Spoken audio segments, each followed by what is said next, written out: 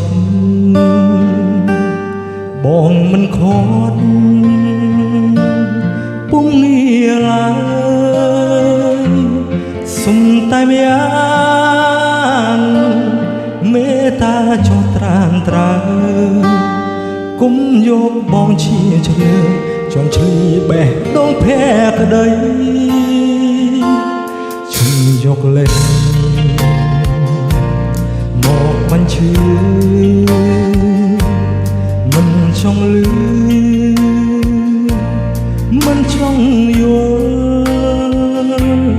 ទុកឲ្យបងស្ងប់ចិត្តផងនេះមុលជាបាភាពអំពលស្វាស្លាមអនុសាចាស់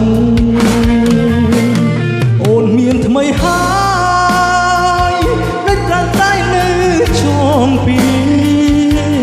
ចង់ថាក្បត់គុំងា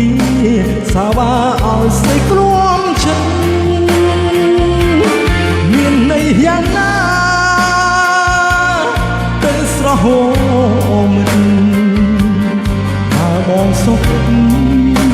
បងទេជាអ្នកដើរចេញ